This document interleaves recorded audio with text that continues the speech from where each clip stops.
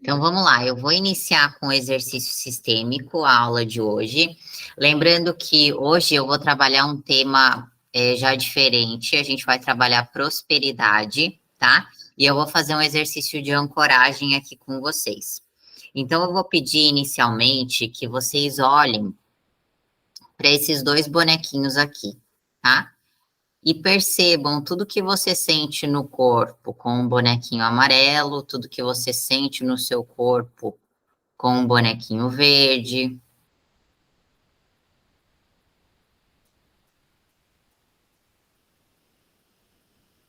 E eu vou fazer um movimento aqui importante, tá?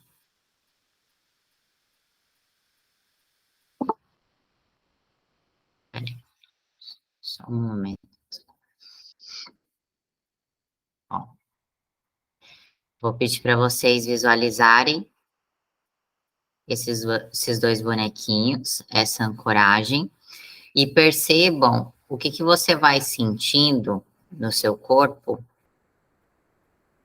com esse movimento aqui. Como que é para você esse movimento?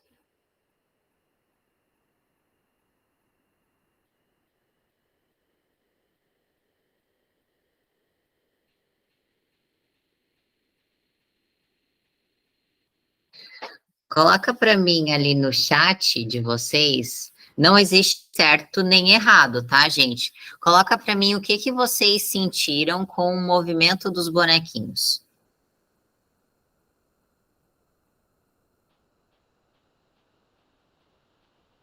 Quem quiser levantar a mão, é importante a participação de vocês, viu, gente?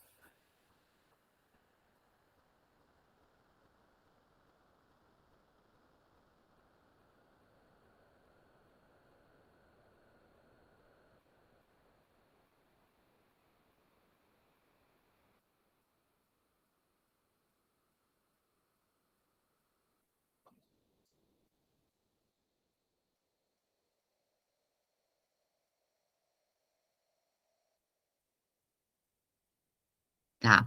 Eu vou fazer novamente, tá, para vocês perceberem. A Maria falou que o afastamento foi tranquilo, não consegui identificar a reação em mim. Eu vou fazer novamente.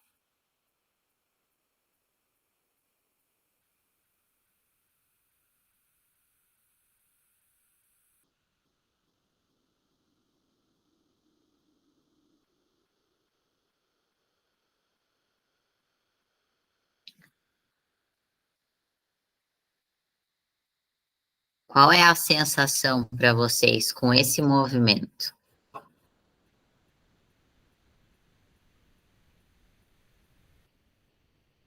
A Ana falou que sentiu uma dor na barriga. Quem mais?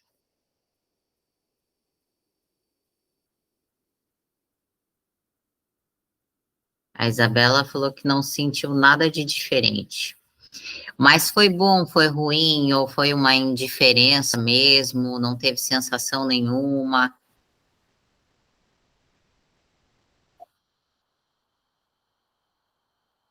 A Cíntia sentiu um leve aperto no peito. Tá.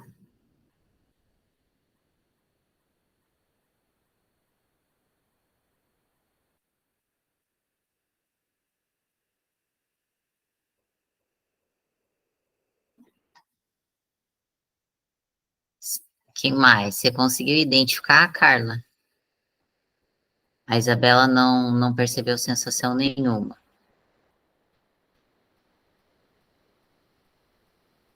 Sentiu uma ansiedade, a Carla. Tá.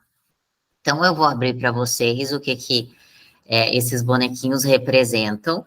É como eu disse para vocês, não existe certo e nem errado. Isso aqui é a percepção de campo. Cada campo responde de uma forma, tá? O bonequinho. Opa, eita. Voltou, gente? Caiu, acho que um pouco. Estava instável. Vocês estão me ouvindo? Tá, então vou continuar. Como eu. Ô, Jesus. tá instável a internet. Como eu falei para vocês, não existe certo nem errado, tá? Aqui é percepção de campo pessoal. Esse bonequinho amarelinho aqui, ele representou vocês nesse campo. E esse bonequinho verde, ele representou a escassez. Então, muitas pessoas ali identificaram um leve aperto, uma sensação de ansiedade, um certo desconforto, quando a escassez começou a se afastar, tá? O que isso conta sobre o teu campo pessoal, olhando para essa questão da escassez? A gente precisa entender que a gente participa de uma alma comum da nossa família. E quando a gente olha para o nosso sistema familiar, né, e quando você olha para trás para as pessoas que participam desse sistema, que são membros desse sistema, quantas dessas pessoas muitas vezes estiveram ali abraçadas com a escassez? Quantas pessoas, né, viveram com essa escassez, né? E essa representação desse distanciamento é como se muitas vezes a gente sentisse que está abandonando algo que é familiar para a gente. Então, muitas vezes, é a gente que não quer deixar ir essa escassez do nosso campo, né? Agora falando um pouco de prosperidade. E quando eu falo de escassez aqui, tá, gente? Eu não falo somente de passar fome. Escassez não quer dizer passar fome. Talvez lá atrás, para os seus ancestrais, tenha significado isso.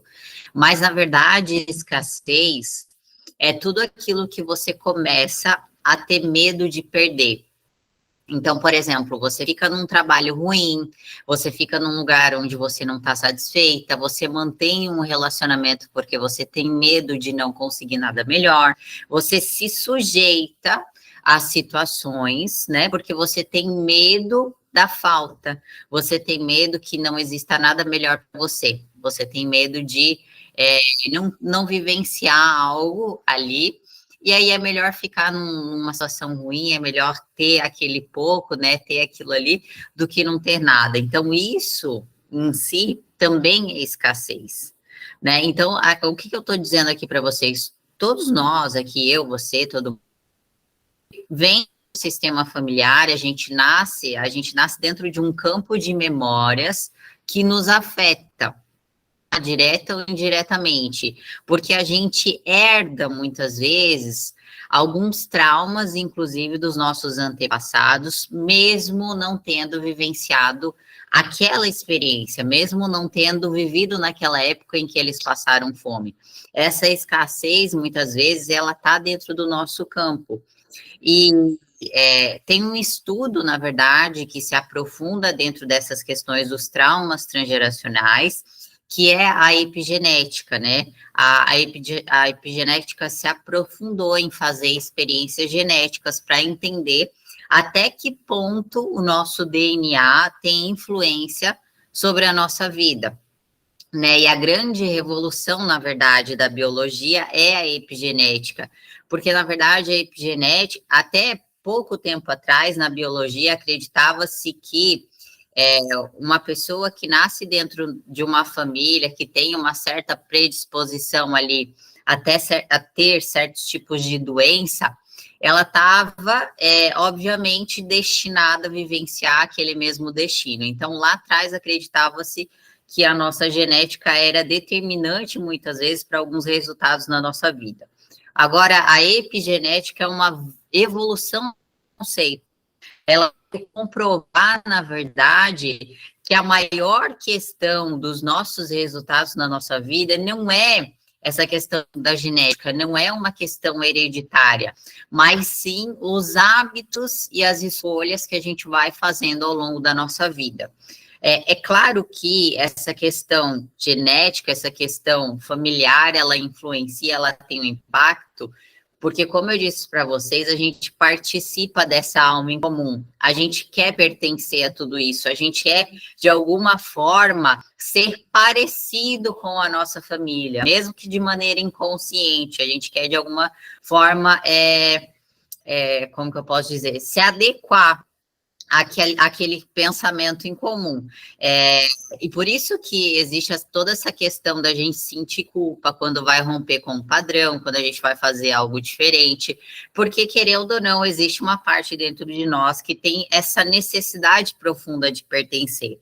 Mas o que eu estou querendo dizer aqui para vocês é que só o fato de você nascer numa família que muitas vezes não tem uma boa estrutura, que muitas vezes é disfuncional, não determina o seu destino. O seu destino ele vai ser determinado pelas suas escolhas e pelos hábitos que você implementa na sua vida.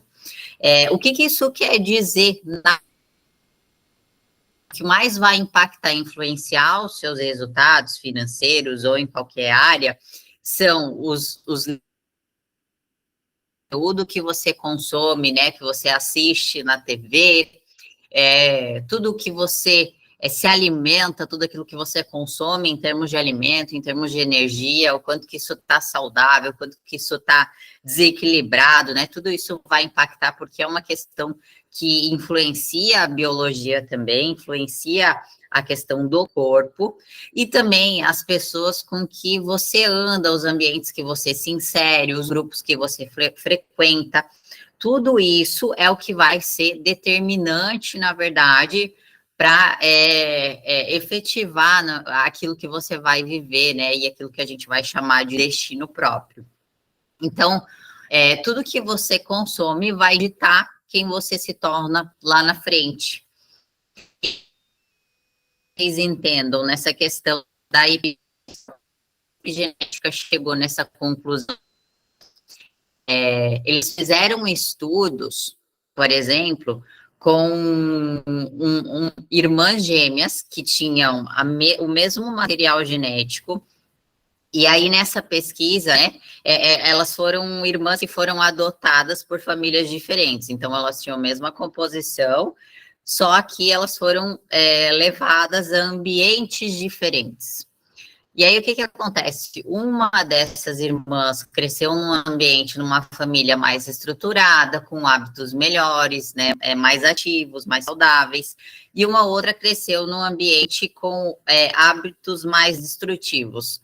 O resultado dos exames que eles foram ver depois é que essa aqui que estava vivendo num ambiente mais disfuncional, vamos dizer assim, ela desenvolveu uma maior propensão a certos tipos de doença que essa aqui não tinha, comprovando que o ambiente, ele tem muito força no longo prazo do que simplesmente a questão genética, tá, gente? É isso que eu quero que vocês entendam, que não existe desculpa, né, para aquilo que a gente vive. A gente tem poder de escolha em relação a tudo isso.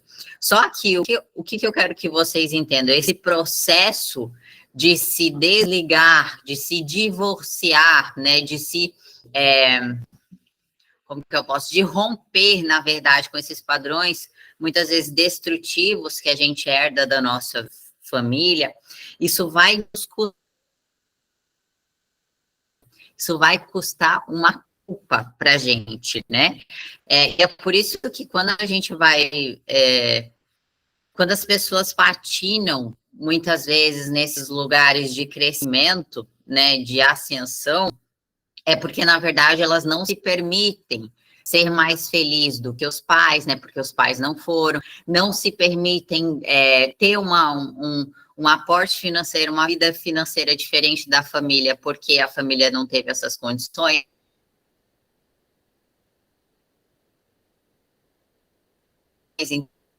Elas ficam aprisionadas nessa sensação de culpa, como se elas não se sentissem merecedoras daquilo, como se elas não pudessem entrar nesse lugar, como se elas estivessem traindo a família. Então, o que acontece com uma pessoa que, às vezes, ela conquista uma certa... Ai, meu Deus, gente. Tá instável a internet. Voltou?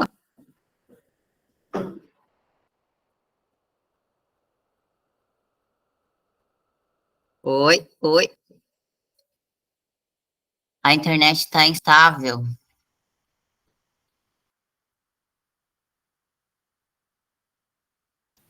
Voltou? Ai, Jesus. Que parte que eu parei? Onde que eu tava, galera? Eu tava na culpa já, não?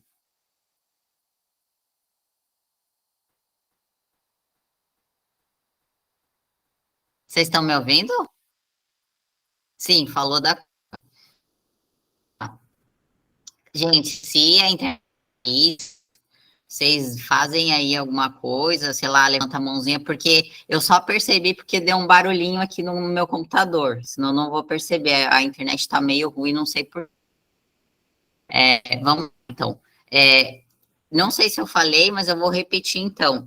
Muitas pessoas elas não conseguem subir o patamar financeiro, alcançar um outro nível, subir o cargo, enfim, elas acabam patinando nesse lugar, se sabotando, porque elas não conseguem sustentar esse processo de culpa, às vezes de ser diferente da família, de seguir por um caminho diferente, né? Porque muitas vezes elas sentem como se estivesse abandonando a família, como se estivesse traindo a família.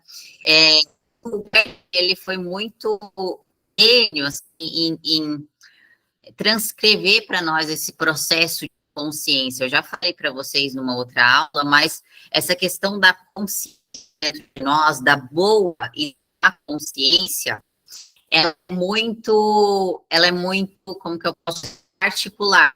Cada família funciona de uma forma. Então, muitas vezes, o que na minha família eles veem como certo, como, isso aqui é o correto, o que eles têm em termos de valores, que é o que deve ser seguido, pode ser diferente da sua, né? E nessa aula eu citei o exemplo de, por exemplo, a questão até mesmo do Hitler, né? Que é uma grande figura histórica que fez o que fez e que muitas vezes fez isso de boa consciência, porque para ele estava fazendo um bem para a humanidade, para ele existe realmente essa raça superior, então acredito que ela naquela filosofia dele de sei lá de onde que ele tirou aquilo. Mas eu quero que vocês entendam que essa questão da boa da consciência, quando vai atravessar, por exemplo, que a nossa família tem como algo errado.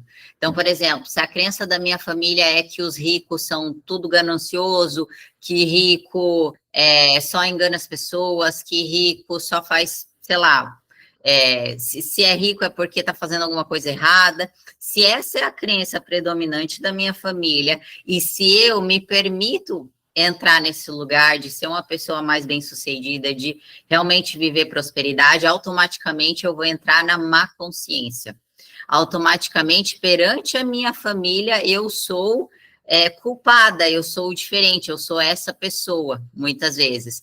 E é por isso que algumas pessoas não se permitem atravessar esse lugar, porque elas querem permanecer na inocência, elas querem permanecer pertencendo.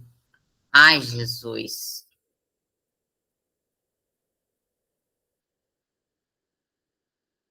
Voltou?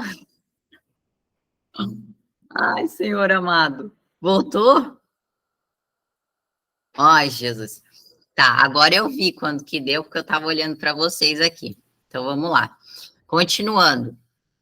Deixa eu ver onde que eu parei.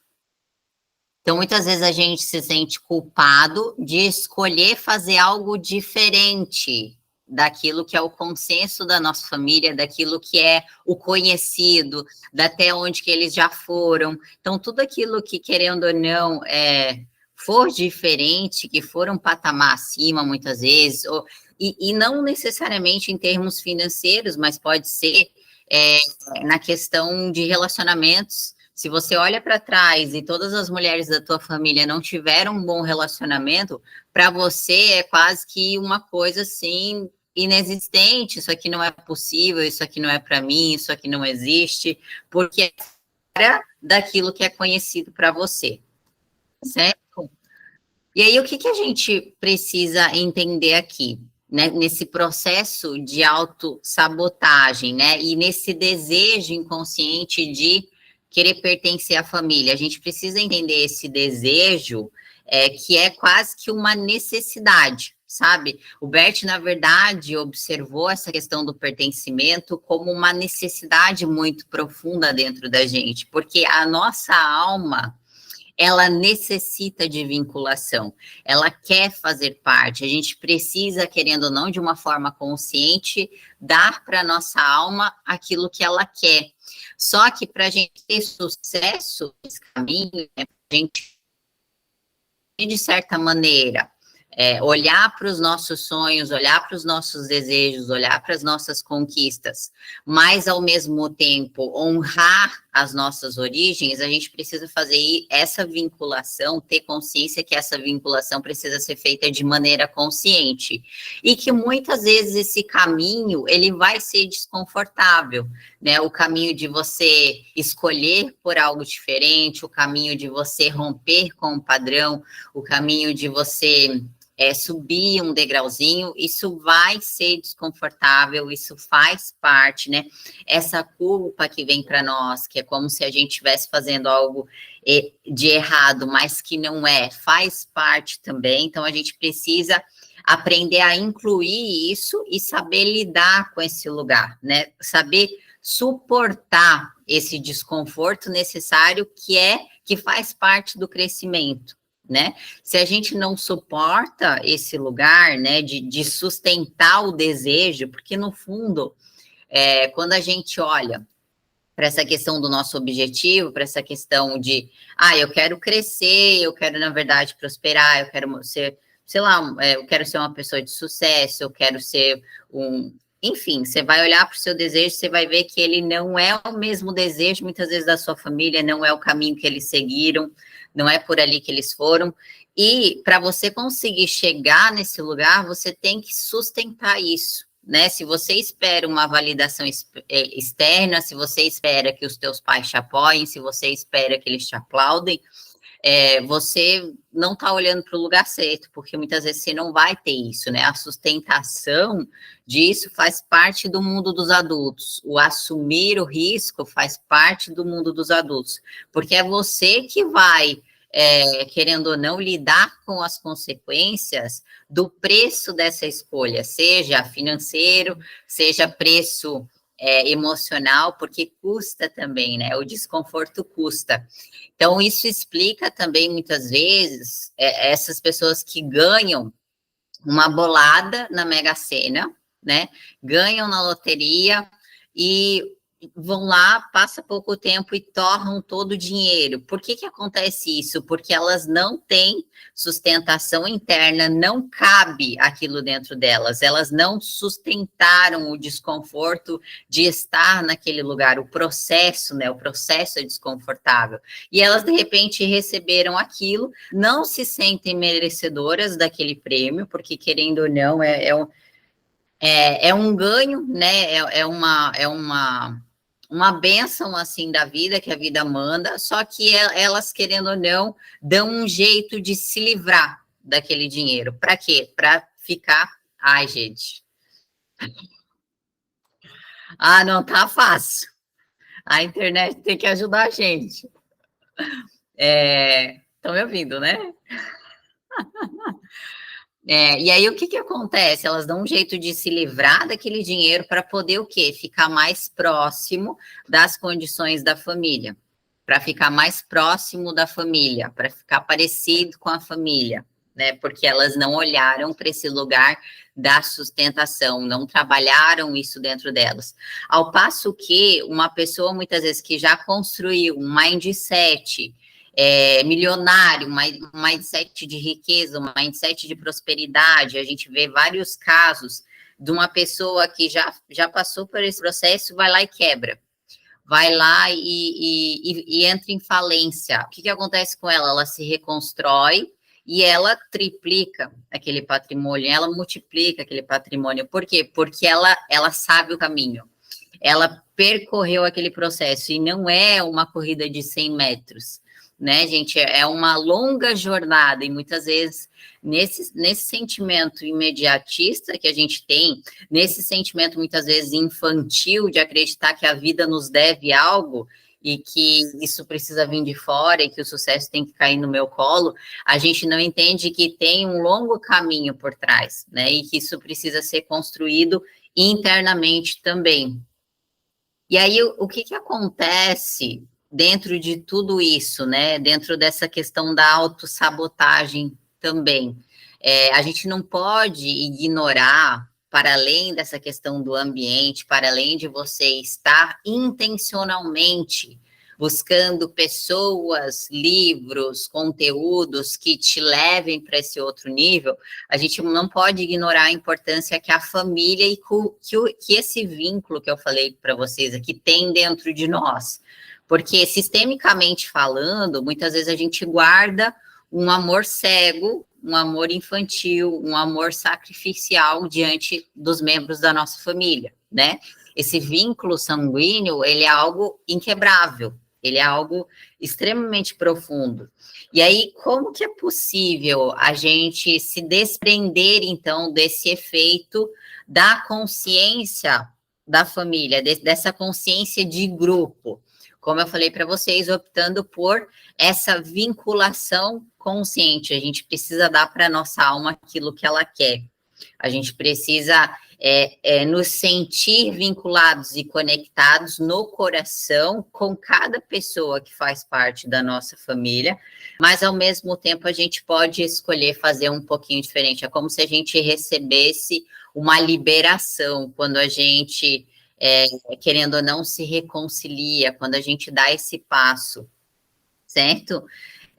Por que que é importante dar esse passo? Porque eu não consigo fazer algo de bom com a vida que me foi dada se eu desconsidero de onde essa vida veio. E quando eu falo de onde essa vida veio, eu não estou falando só de pai e mãe, eu estou falando de todo o contexto mais para trás, porque o impacto, ele é extensivo, né? Não é só pai e mãe ali, é algo mais palpável, é algo que a gente pode ver. Mas quando a questão não está ali, quando a questão é com o avô, quando a questão é com a avó, todos eles fazem de uma certa forma, direto ou indiretamente, essas pessoas, elas foram responsáveis, querendo ou não, por você estar aqui hoje.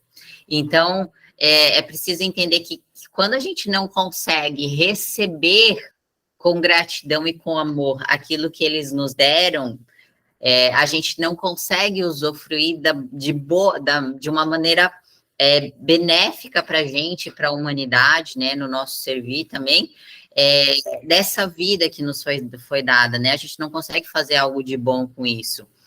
Então, o que eu posso trazer aqui para vocês? A gente tem que ter essa noção de que essa consciência familiar, esse inconsciente coletivo da família, do grupo da família, ele muitas vezes é muito maior do que o nosso desejo pessoal, né? Essa consciência de grupo, ela quer garantir o pertencimento de todo mundo. Então, todo mundo, independente de qual tenha sido o comportamento dessa pessoa, ela precisa ter um lugar de honra no seu coração. A gente vai dizer que essa consciência de grupo, ela é amoral, né? Faz juízo de valor. É por isso que não importa o que o teu pai, a tua mãe, ou quem seja, né, tenha feito efetivamente em termos de comportamento. Se eu excluo, se eu deixo de prestar honra no sentido de reconhecer essa pessoa como um fator importante e determinante na minha vida, eu fico inconscientemente presa a ela, presa ao destino dela, repetindo questões na minha vida, compensando exclusões que eu estou fazendo muitas vezes. Então, essa vinculação, quando ela não acontece de maneira respeitosa e eu saio de casa ressentido, né, começa a acontecer os conflitos, os emaranhados, e você, de maneira inconsciente, né, de maneira inconsciente, você acaba ocupando um lugar, muitas vezes, que não lhe cabe. E aí eu quero trazer uma fala do Bert aqui para vocês, que ele vai dizer o seguinte: na família existe uma necessidade profunda de vínculo e de compensação partilhada por todos, que não tolera a exclusão de nenhum membro. Quando isso acontece, o destino dos excluídos é inconscientemente assumido e continuado pelos membros subsequentes da família. A dinâmica fundamental em um sistema familiar é que todos os membros têm um direito igual a pertencer, e isso independe de suas condutas morais. Sempre que alguém é excluído, gera-se uma necessidade de compensação. Uma pessoa só está em paz quando todas as pessoas que pertencem à sua família têm um lugar no seu coração. E para a gente poder identificar isso melhor agora nessa questão da prosperidade, eu vou trazer um outro exercício aqui para vocês.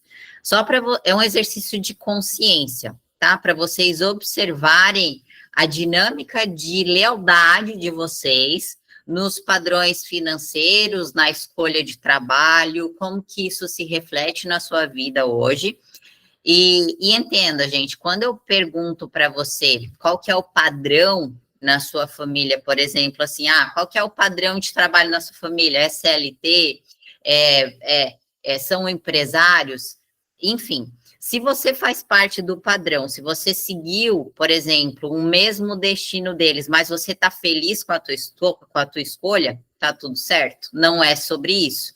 Agora, se você seguiu o padrão inconsciente para, querendo ou não, fazer parte, para você se sentir incluída, ou porque de alguma forma é isso que você conhece, você recebeu como o aprendido, né? Se você não está feliz com isso, é sobre isso o exercício, é para você identificar as lealdades que você tem e aquilo que você, querendo ou não, talvez não esteja satisfeita e para onde que você deve olhar, tá? Então, a primeira pergunta que eu tenho para fazer para vocês é, primeiro, qual é o padrão, gente, para a entrada do dinheiro? Então, qual que é, o modelo de trabalho da família de vocês? Todos são CLT, ou geralmente são profissionais liberais, ou geralmente são concursados, então prezam por estabilidade, ou as pessoas da sua família são empreendedores, ou, por exemplo, assim, existe família que todo mundo é advogado, tem uma mesma profissão, todo mundo segue o mesmo modelo. Olhe para isso e olhe para a sua escolha. Aonde que você se encaixa nisso? Você está dentro desse padrão? Você está feliz com esse padrão? Certo? A outra pergunta aqui. As pessoas trabalham para ter dinheiro na sua família ou ele vem mediante a uma oportunidade? Tem famílias, por exemplo, que elas esperam por uma pensão, né? Elas são, na verdade, geradas ali e se mantêm dentro dessa questão da pensão, ou é uma questão de mesada, né? Quando eu falo pensão, é pensão por morte também, muitas vezes, tem aquelas questões de casos militares, onde a herança era lá do avô, isso vai se estendendo por várias gerações, e a família, querendo ou não, ela sobrevive daquele montante, ela sobrevive daquele recurso, ela não tem uma via direta de fazer dinheiro, né? Então, entra nessa questão da herança também, ou às vezes a maneira da família subsistir é através de uma renda mais passiva, através de um imóvel, aluguel de um imóvel, um aluguel de um imóvel da família, então isso vem lá de trás. Não existe um movimento ativo em relação ao dinheiro, ou existe esse movimento ativo? Não, as pessoas ganham através do trabalho, todo mundo trabalha, ou, por exemplo, assim, não, na minha família, só os homens trabalharam, geralmente, as mulheres não trabalhavam. Então, vai observando, vai encontrando esses padrões, olhando para a família de vocês. Outra pergunta importante: com que frequência o dinheiro chega para você? Como que é isso, geralmente, né, na sua vida? O dinheiro vem todos os dias, né? O dinheiro todo dia pinga na conta ali, todo dia tem cliente, eu trabalho como empresário, então é assim o meu modelo de dinheiro. Ou não, meu modelo de dinheiro é CLT, então eu recebo no 5º dia útil, lá pelo dia 20 eu vou pegar um vale, né? Ou tem gente que recebe muitas vezes grandes montantes esporadicamente, então famílias que vêm aí de, por exemplo, corretores de imóveis, né? É difícil fazer uma venda, mas quando faz uma venda, tira uma bolada de dinheiro, porque é um bem mais agregado, tem um valor mais agregado, e a família sobrevive por um tempo daquele valor e depois não tem aquela entrada recorrente, qual que é o formato familiar para você de como o dinheiro chega até você, certo? Outra pergunta importante, na sua família, quando você observa a sua família, qual que é a força do trabalho da sua família? É uma força física, as pessoas trabalham mais no braçal, mais com o corpo, mais nesse serviço, ou é uma força mais intelectual, as pessoas já vão mais para esse lado, elas já são professores, são doutores, são, enfim, vai mais para o lado intelectual, ou a força de trabalho, por exemplo, da sua família, são os contatos, o network, você recebe oportunidades através de outras pessoas. Qual que é a força de trabalho do padrão da sua família ali? Como que você observa isso? Outra pergunta aqui, gente, como que o dinheiro, ele é gasto, né? Isso aqui, gente, isso aqui é dar pano para manga, porque muitas vezes a pessoa vai lá e ela ganha mais dinheiro que a família e ela cresce, ela, querendo ou não, ela rompeu com alguns padrões ali, mas você vai ver o hábito financeiro do gasto da pessoa, às vezes é igual da família, gasta na mesma coisa, sabe? É uma questão habitual, recebeu dinheiro e vai gastar no mercado. Ou muitas vezes a pessoa ela recebe mais, mas ela não consegue sustentar aquilo ali e ela dá um jeito de se livrar também, dá um jeito de torrar, dá um jeito de viver no mesmo nível da família, de sobrevivência, de ficar no mesmo estágio. Então, o dinheiro que para você ele é gasto no quê? Mercado, blue, vamos fazer um lanche, vamos fazer uma viagem, vamos investir esse dinheiro, vamos pagar a dívida, vamos pagar o cartão e depois a gente vê o que faz. Qual que é o hábito, qual que é o hábito da sua família, como que a sua família gasta? Vai observando isso e vai vendo o que existe de você aí, em termos de lealdade, em termos de padrão que se repete, certo? E aí, o que acontece, gente? Todo hábito que a gente herda, de alguma forma, acaba se tornando uma fuga, muitas vezes, sabe? É mais fácil de seguir. É, na verdade, o nosso cérebro, ele tem essa questão de querer economizar energia, muitas vezes. Por isso que até você formar um novo hábito e aquilo ser, querendo ou não, programado dentro de você e aquilo ser estabelecido e ser consolidado, vamos dizer assim, isso leva um tempo, porque o teu cérebro, ele quer economizar energia, ele não quer gastar, né? Isso é muito primitivo dentro da gente.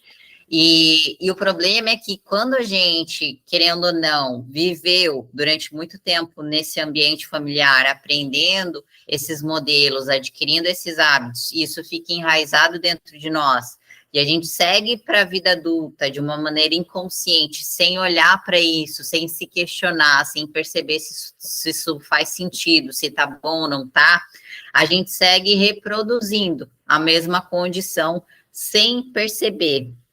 Então, o que eu quero que vocês entendam, romper com esse padrão habitual vai ser desconfortável, porque você vai ter que frear esse impulso automático, porque o automático faz você, querendo ou não, economizar energia, não te gera muito esforço, não é desconfortável, já é algo que já está ali, muitas vezes até robotizado dentro de você.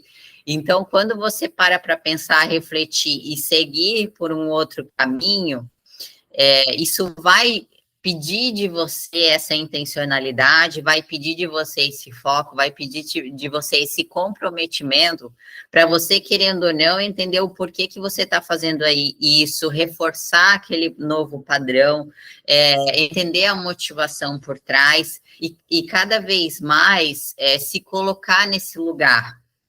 Por quê? Porque senão a gente não muda. É mais fácil permanecer igual. Porque, na verdade, o padrão, inclusive da família, ele tem uma finalidade, né? A finalidade do padrão familiar é manter essa unidade do sistema, é manter, na verdade, todo mundo igualzinho, né? O padrão, ele tem a função de manter todo mundo unido em torno de um mesmo problema. Porque aí, o que acontece? Fica todo mundo ali se sentindo culpado, né? Porque como que eu vou crescer? Como é que eu vou ser feliz? Como é que eu vou prosperar? Minha família está bagunçada desse jeito. Então, primeiro eu tenho que dar conta disso, primeiro eu tenho que resolver isso aqui, primeiro meu pai tem que mudar, minha mãe tem que mudar, para daí sim eu poder vivenciar algo diferente. E, na verdade, não funciona bem assim, né?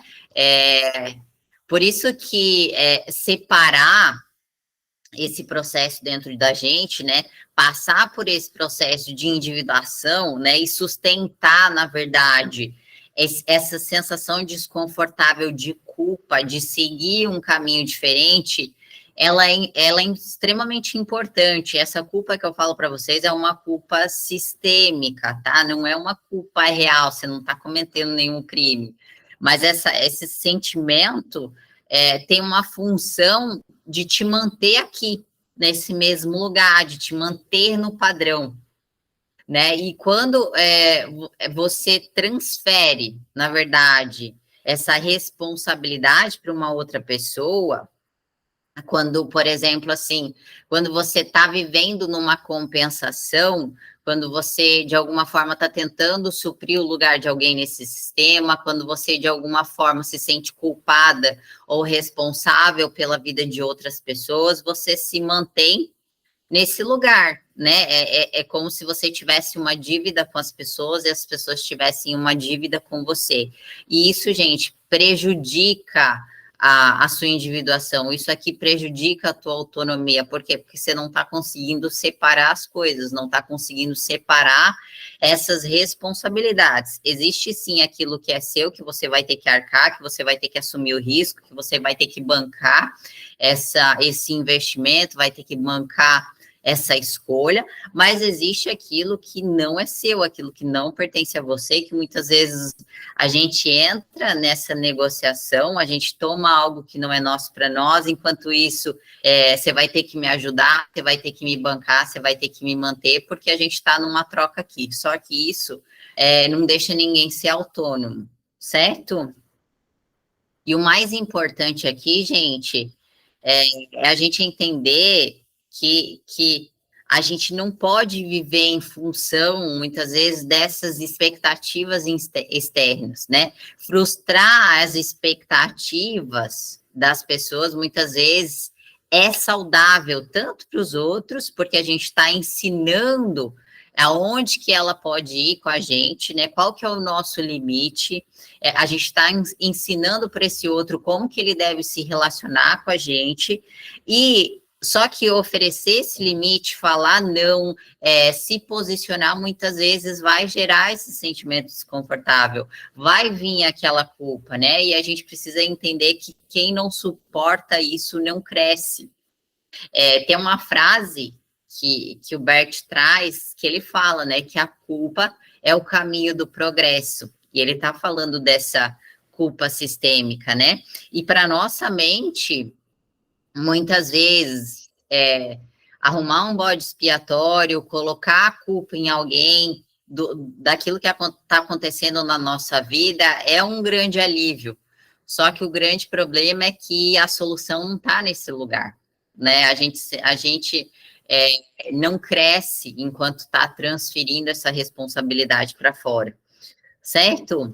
Então, aqui, só para a gente sintetizar todo esse conteúdo e trazer alguns passos importantes aqui para vocês, dessa primeira parte, eu quero trazer alguns passos aqui para vocês abrirem as portas, inicialmente, para essa questão da prosperidade na vida de vocês. Então, um primeiro passo que o Bert traz para a gente também, que é essa questão de se colocar em paz diante dos nossos pais. Essa é uma primeira questão, porque a gente tem que saber querendo ou não, separar essas dinâmicas dentro de nós, aquilo que é deles e aquilo que de fato é nosso, conseguir se reconciliar com todo esse passado, parar de certa forma de exigir deles algo diferente, então entender que o caminho agora é a gente que tem que percorrer, é a gente que tem que caminhar com as nossas próprias pernas, então é nesse sentido aqui o se colocar em paz.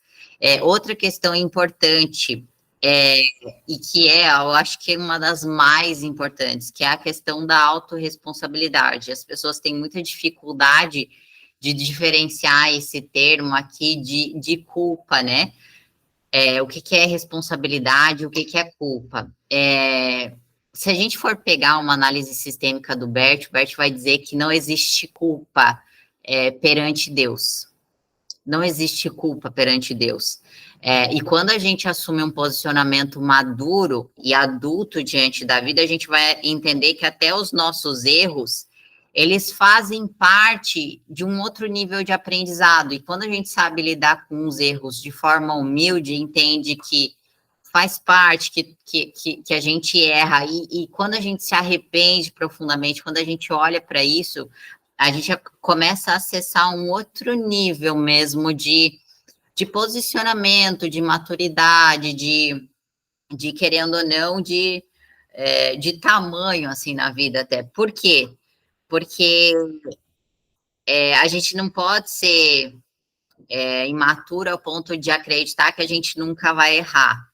Então, os erros fazem parte do processo e assumir responsabilidade por esse risco, por esse processo e bancar tudo isso e quando errar, assumir, né, e digerir aquele processo e fazer diferente e aprender com aquilo, tudo isso faz parte, né? Então, ficar remoendo, ficar se culpando, não se perdoar, isso daí é uma questão que até espiritualmente, é uma questão que não existe, sabe, no mundo espiritual. No mundo espiritual, a gente entende que a gente pode, querendo ou não, se redimir diante da vida, aprendendo com tudo isso.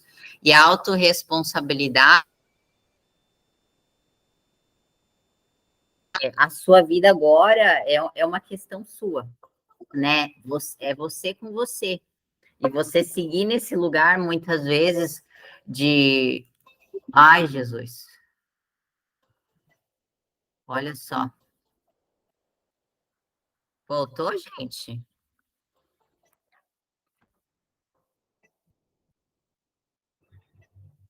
Falhou? Peraí, deixa eu tirar aqui. Sumiu a imagem. Oh! E ainda deu uma trava na internet, né? Foi isso? Ah, mas não tá ligando. Deixa eu ver. Ah, peraí. Um momentinho.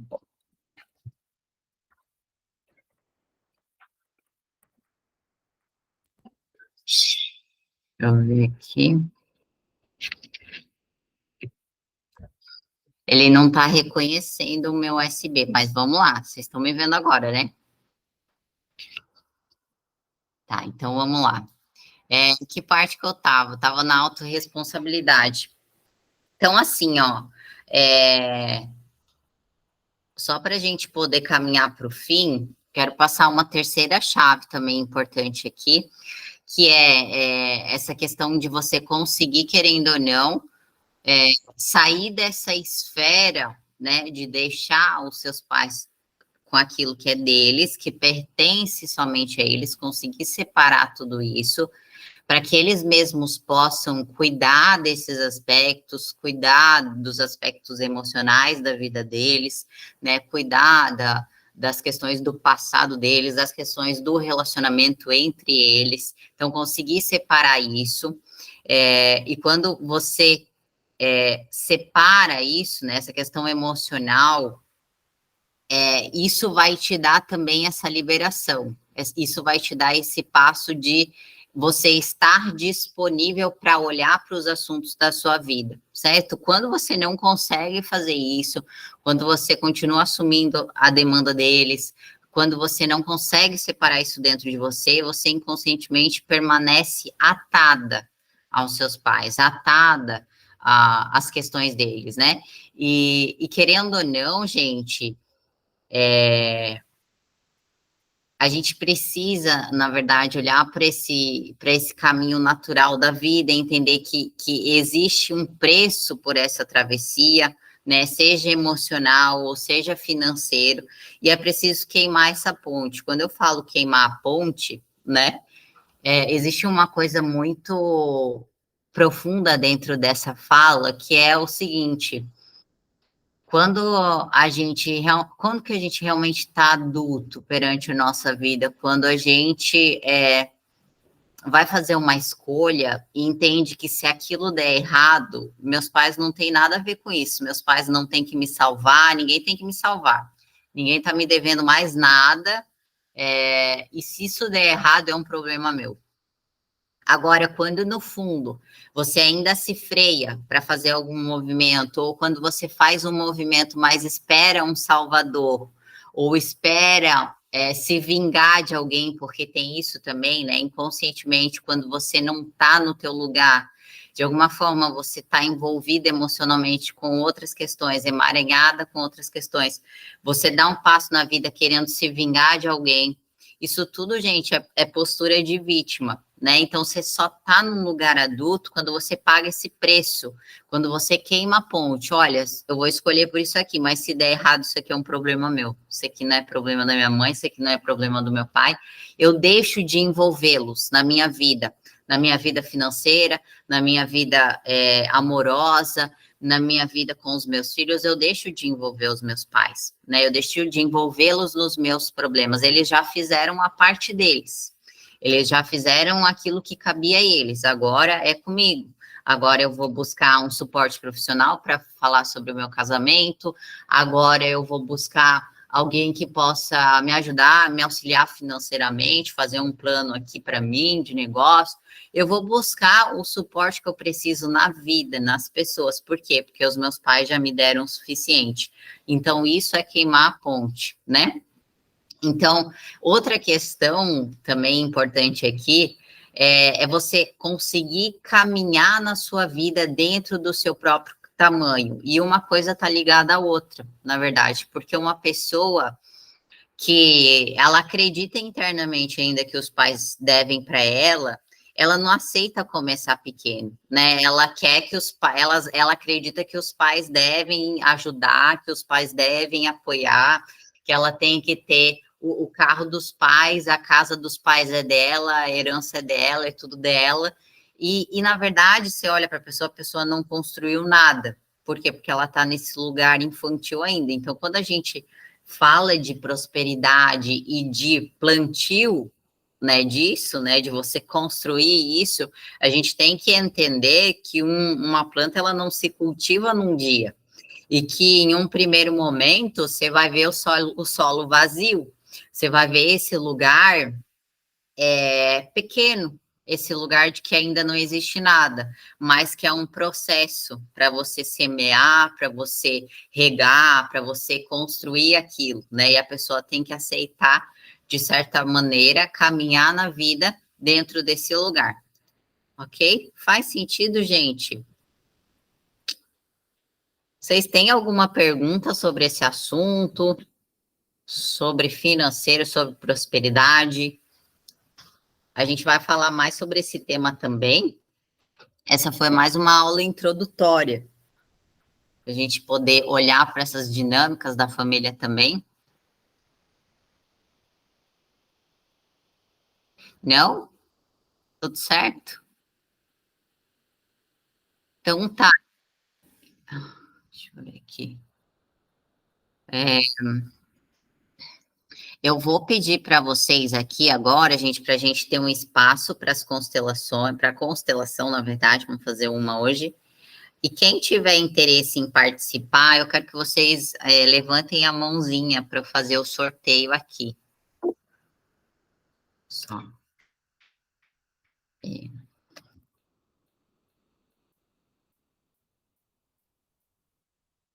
Tá, deixa eu abrir aqui. Só deixa eu...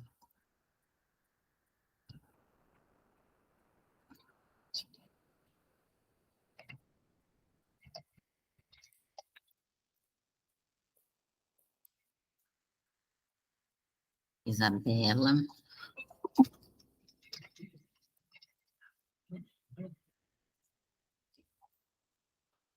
Carla.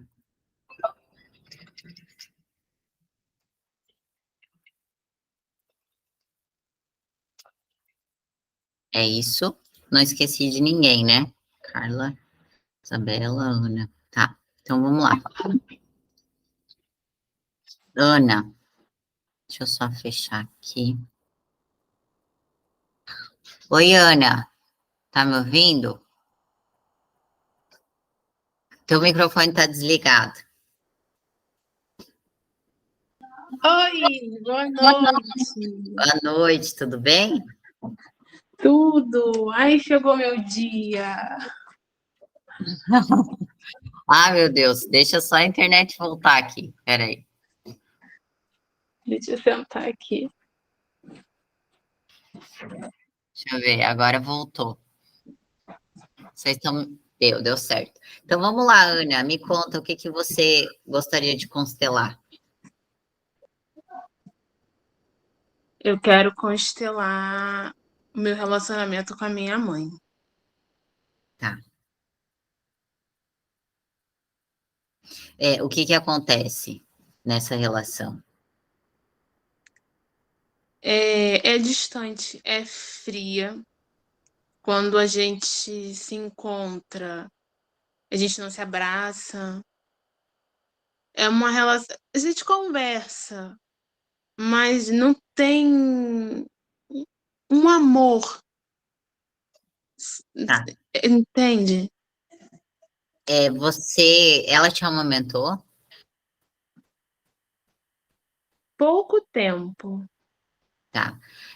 Você lembra de alguma questão bem na sua infância primária de ter ficado longe dela durante muito tempo? Fiquei quando a minha irmã. A minha diferença para minha irmã são 3 anos. A minha irmã teve câncer, né, no sangue. Ela ficou um mês internada. E eu fiquei esse tempo todo sem a minha mãe. Quando você tinha 3 anos. Uhum. A sua irmã nasceu com câncer? Ela nasceu com pouco tempo depois, já foi diagnosticada Tá. com Você tem, leucemia. você tem mais irmãos? Tem um irmão. Tá. E essa sua irmã, ela é viva? Ela é. Tá.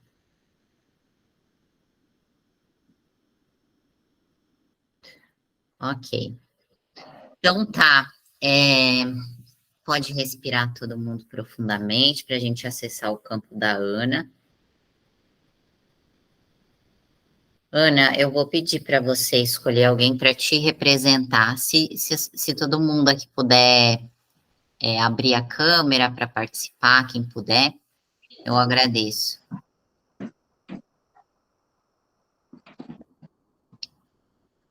Carla. Carla, você aceita representar a Ana? Ok. Ok. Escolhe alguém, Ana, para representar a sua mãe.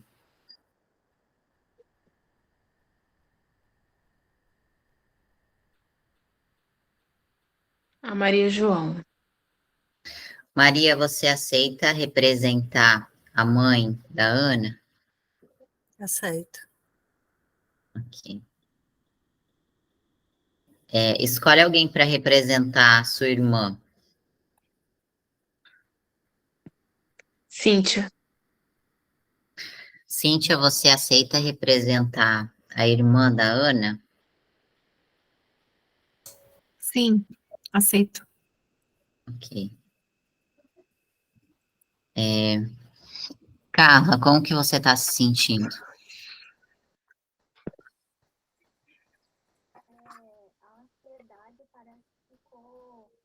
Tá baixinho o teu microfone, não sei se é só para mim.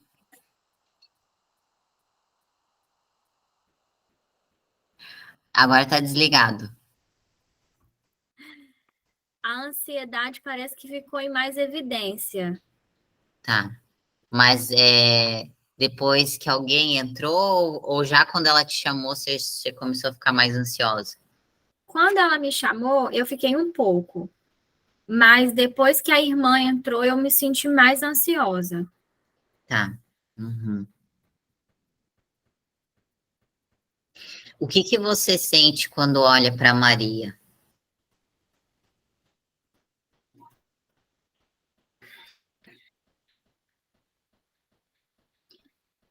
Eu me sinto ansiosa, meu coração fica mais acelerado, uma sensação assim, né, das minhas mãos estarem suando. E eu olho para ela e eu sinto um pouco de pena, de dó, Uhum.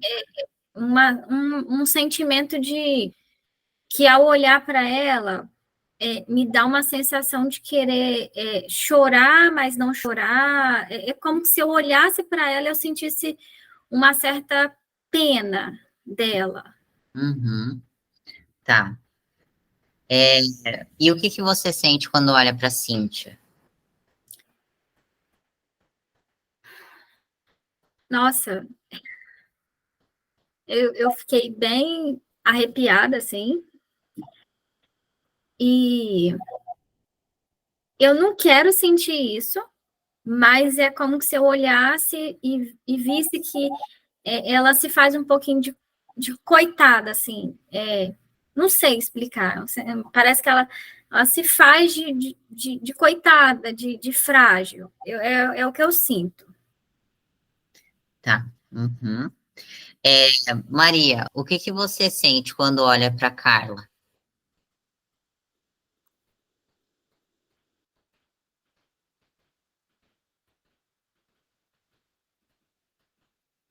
Pouco afeto. Eu estou muito séria. Uhum. Tá. E o que que você sente quando olha para Cíntia? Tristeza. Tá.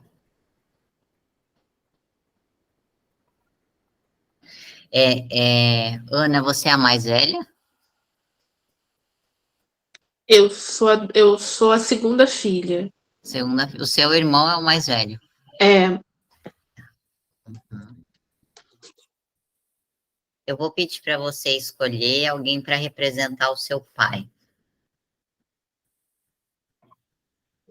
Isabela. Isabela, você está disponível para representar?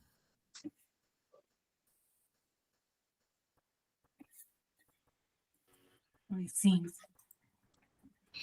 É, você tem. Ah, tá. Agora apareceu você aqui. Só vai ficar meio escuro, por isso até que não tinha ligado. Não tem problema. Ai, peraí. Maria, o que que você sente quando olha para Isabela?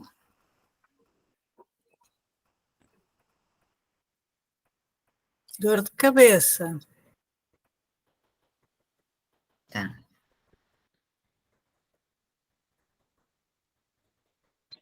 É, e você, Isabela, o que que sente quando olha para Maria?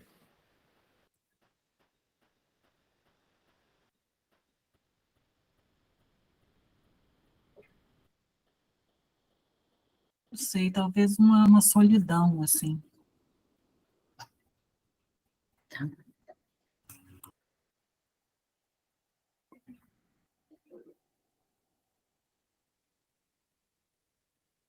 É, Carla, o que que você sente quando olha para Isabela?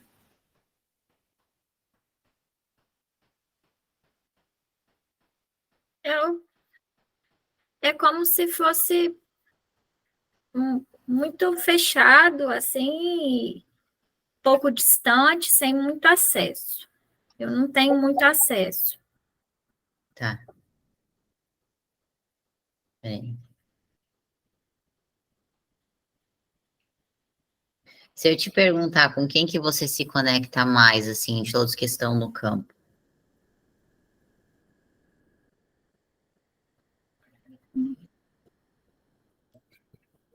Eu olho para Maria João e eu quero me conectar mais com ela, porque eu sinto a necessidade de estar próximo, mas eu sinto muita pena, muita dó dela. Quando eu olho para ela, o semblante que me vem é de uma pessoa triste e eu sinto pena dela, né? Como se eu não conseguisse acessar muito, mas esse sentimento de pena é muito frequente.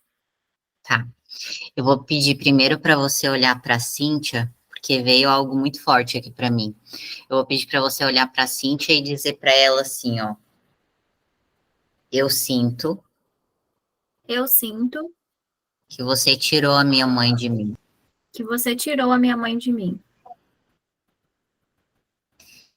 Como é para você dizer isso?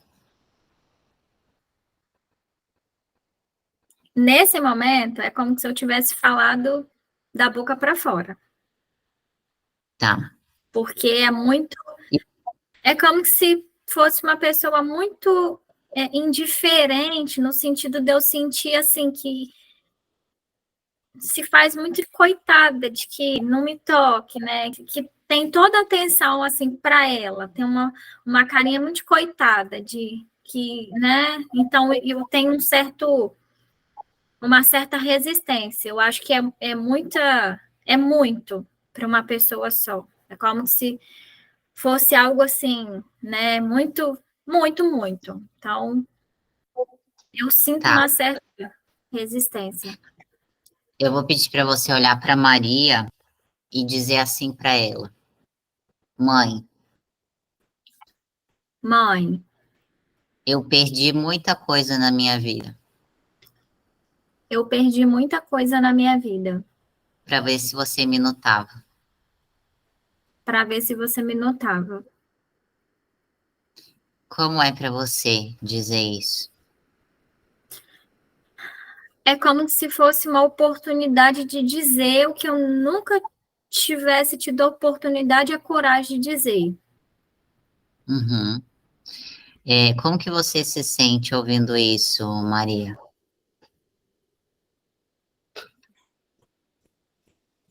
Desde que o meu marido entrou, que isto está muito pesado, eu nem consigo dar atenção ao que ao que a filha diz. Uhum. Tá. O que que você sente quando olha para Isabela?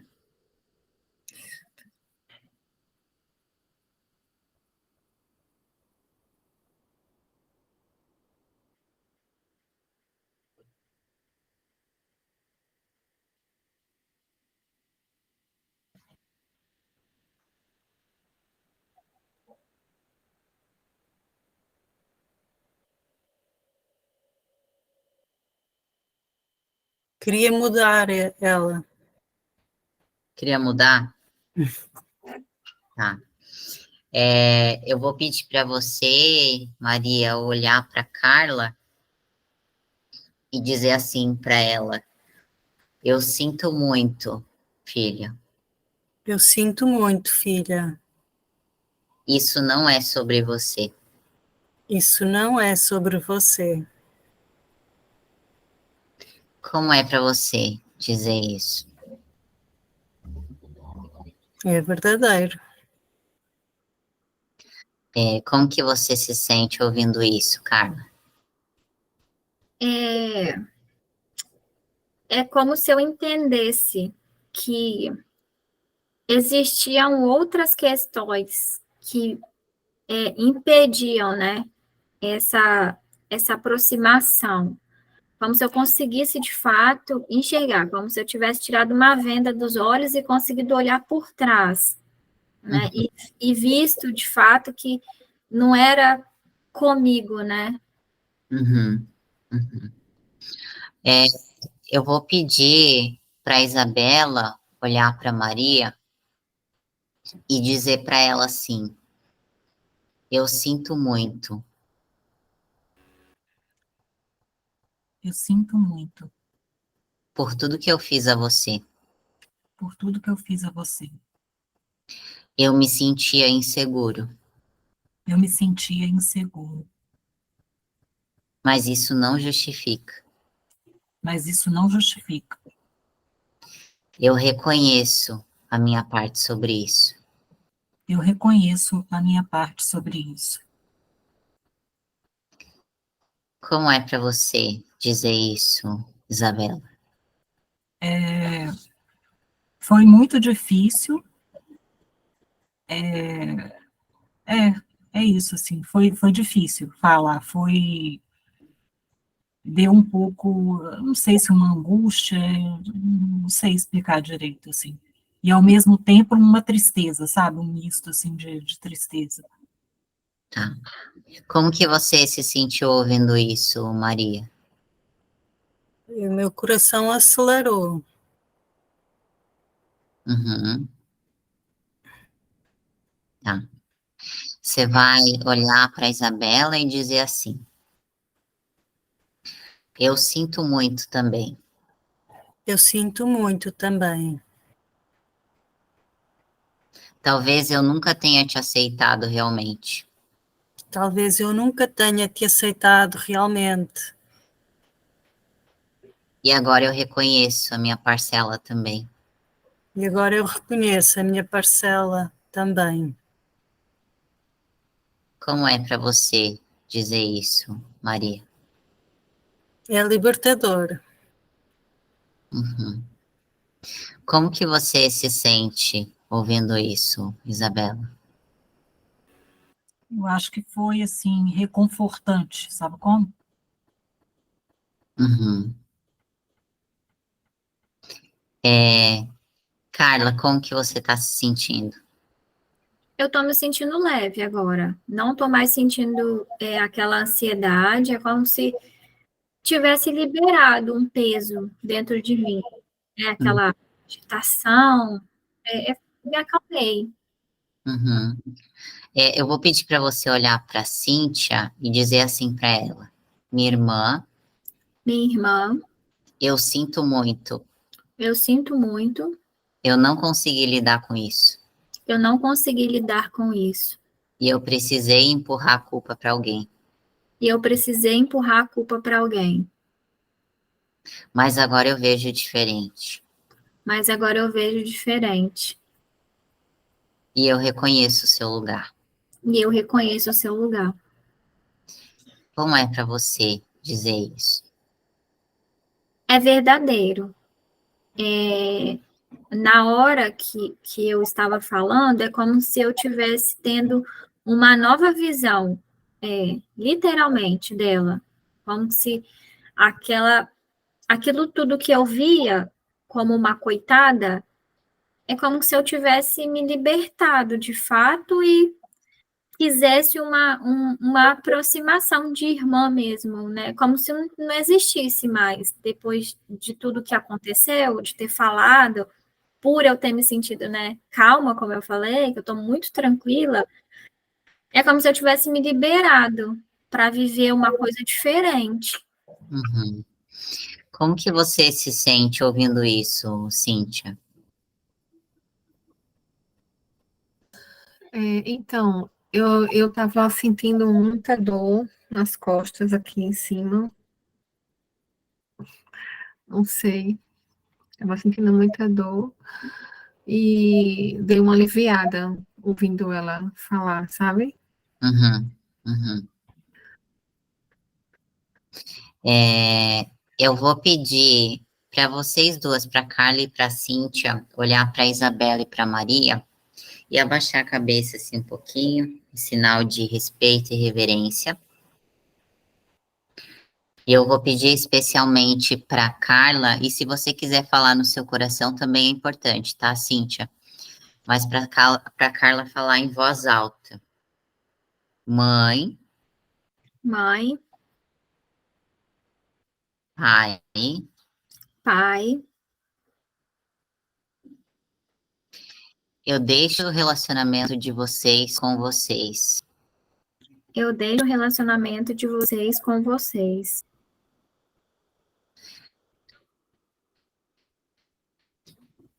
Eu me libero Eu me libero e eu peço que me libere também.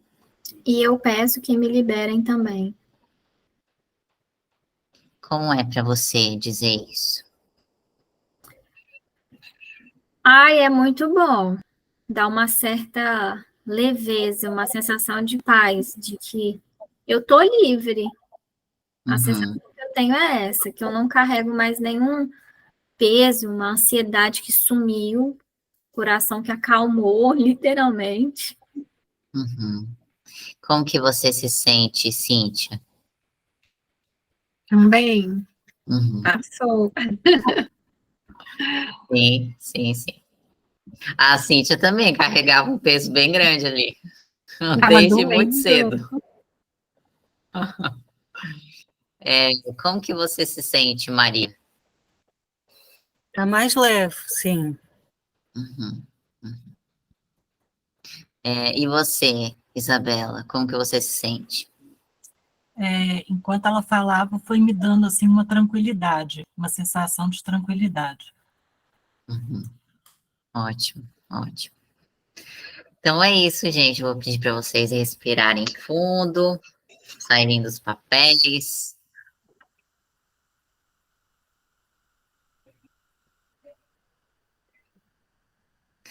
Quero agradecer a todos vocês que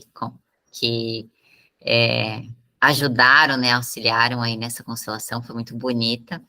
Quero saber se vocês têm alguma pergunta. Como é que foi para você, Ana? Eu vi que a Ana estava ali desmoronando. Muita coisa. Muita coisa, porque veio tudo o que aconteceu, tudo, o relacionamento dos meus pais vieram tudo à tona. Do jeito, do meu olhar para minha irmã, do meu olhar para o meu pai, sem esse contato com a minha mãe. Uhum. Então, foi bem desafiador. Mas eu quero agradecer a todas vocês. E eu deixo também aí o convite, Ana, se você sentir que precisa chorar mais um pouco, deixa sair, deixa isso liberar, porque isso ajuda, tá? É como se estivesse regando aí um novo processo, tá bom? Tá bom. Tainá, uma dúvida. Pode falar. Eu fiquei curiosa, porque por ela ter me escolhido. Porque é como que se eu, na verdade, eu já vivenciei essa dinâmica assim. Eu nunca fiz, mas eu passei pela mesma situação no sentido de irmã e da mãe. E quando ela me chamou, eu falei, não é possível, né? Não é possível. Como que conecta, assim, Uhum. incrível. Mas você já representou ou na Nunca. vida? Ah, na tua vida. Nunca. Na minha vida, eu já tive questões com a minha mãe nessa distância toda e que acaba, né, que tinha uma ligação é irmão, nem é irmã, mas a história é diferente, mas alguns pontos, Uhum. né, eu até fiquei receosa de não conseguir fazer por estar envolvida, mas eu não estava porque eu já tinha feito alguns exercícios sistêmicos com outra pessoa. Uhum. E, de fato, assim, nossa, eu fiquei muito impressionada. Sim, sim. Tudo é campo. E, na verdade, gente, a gente não é tão diferente assim. Todos nós temos questões muito parecidas, na verdade. O campo é isso, ele atrai pessoas com questões parecidas, né? Eu conduzindo vocês, querendo ou não, é porque eu também já passei por muitas coisas nesse sentido. Então, nada é por acaso, né? E é por isso que existem essas escolhas. Mas é claro que isso não significa vocês levarem isso para o pessoal, né? Não quer dizer que você é ela e você ficar identificado com isso. Se a gente fosse abrir temas mais profundos aqui, tipo, mais pesados, assim, sabe?